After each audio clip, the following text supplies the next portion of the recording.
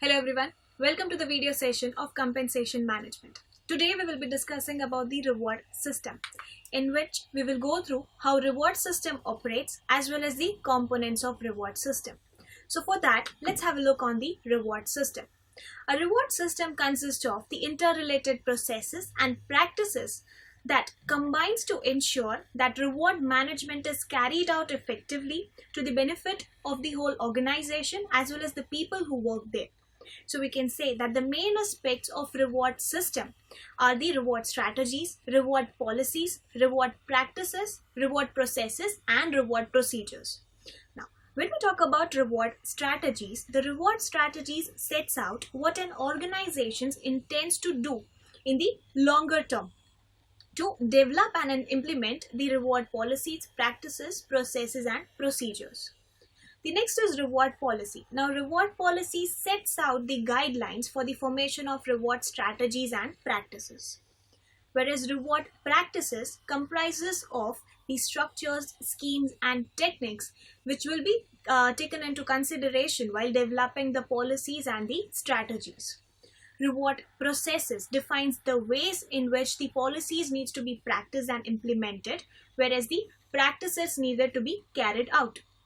And the last is reward procedure. Now, in order to maintain the system, reward procedures make sure that the organization functions efficiently and flexibly and also provides the value for money to the employees.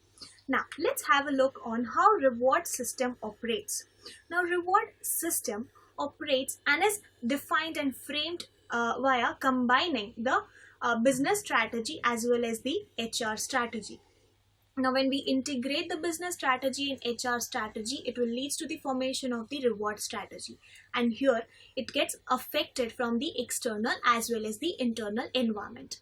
Now, as shown in the figure, reward strategy further leads to the formation of the reward policies. And in turn, it will develop and implement the reward practices, procedures, and processes.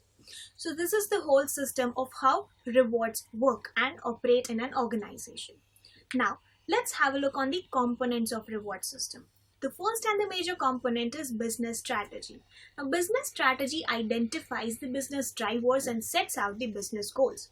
Now, business drivers includes the high performance, the productivity or profitability of the organization, innovation, as well as the customer orientation.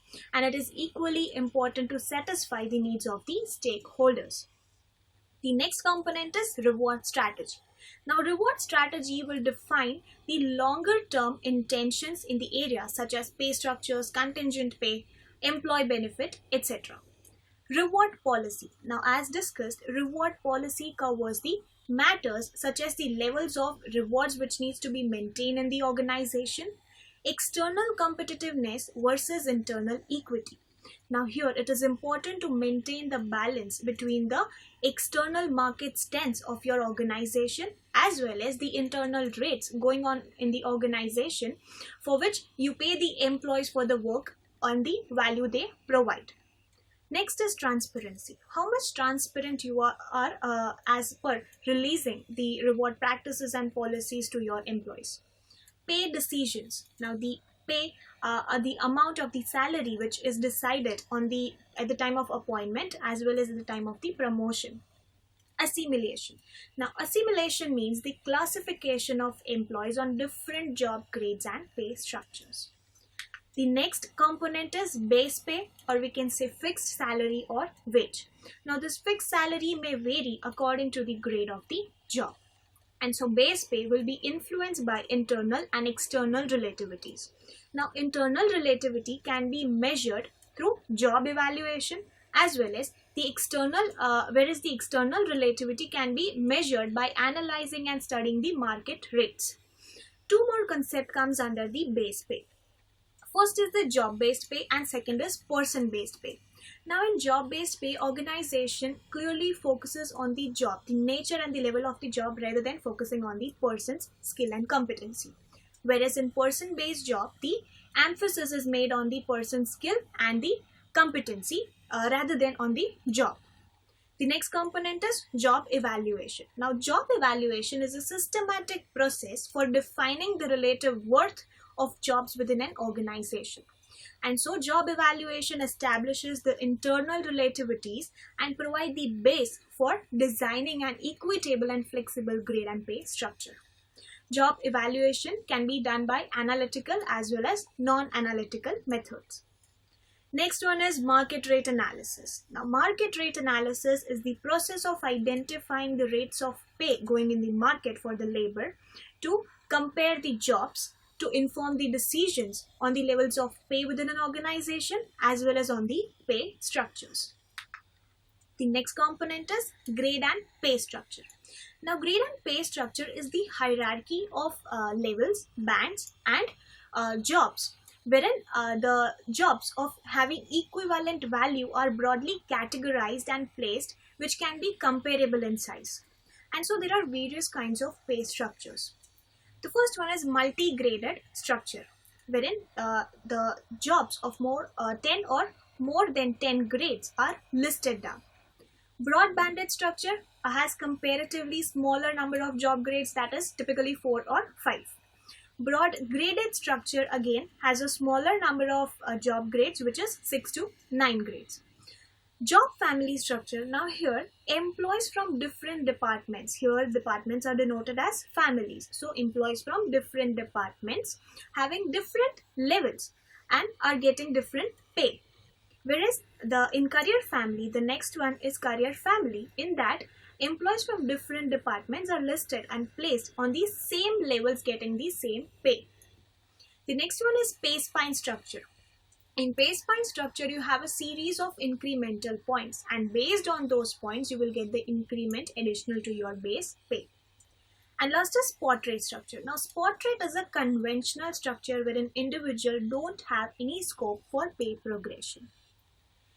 The next component is pay progression. Pay progression takes place when the base pay advances through the pay brackets in a grade and pay structure or through the promotions or strategies.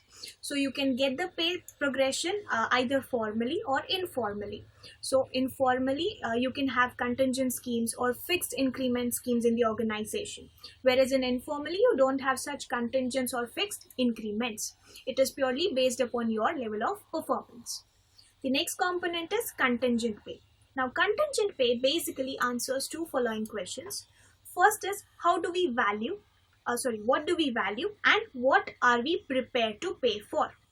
And so contingent pay is provided from the level of performance of the employees, contribution they make to the organization, and their skills or competency.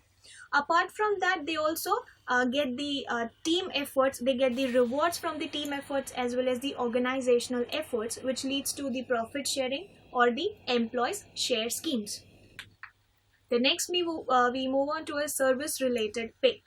Now, service related pay provides the fixed increments which are usually paid annually to the people on the basis of continued service either in a job or a grade in the pay spine structure. The next component is pensions and employee benefits, which covers sick pay, insurance cover, company cars, and the number of other perquisites. All these elements are comprised and forming the remuneration of an employee along with the cash pay. The next component is allowance. Now, allowances are paid in addition to the base pay for the special circumstances. So we have the examples of allowances such as local allowance, travel allowance, overtime payments, shift payments, as well as the working conditions of the employees. The next component is performance management. Performance management defines the individual's performance and the contribution, expectations, and assess the performance against those benchmarked expectations and provide the regular feedback to the employees, which will further result in the improvement of the performance and learning and development. The next component is non-financial reward.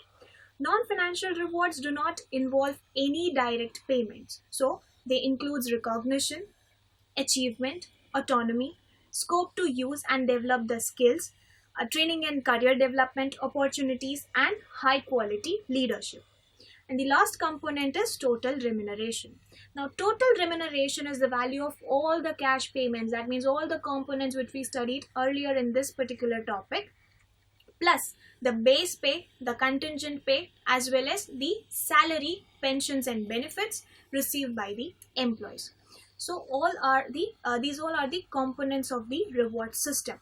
So I hope it is pretty much clear about how reward system operates as well as the components of reward system. Thank you.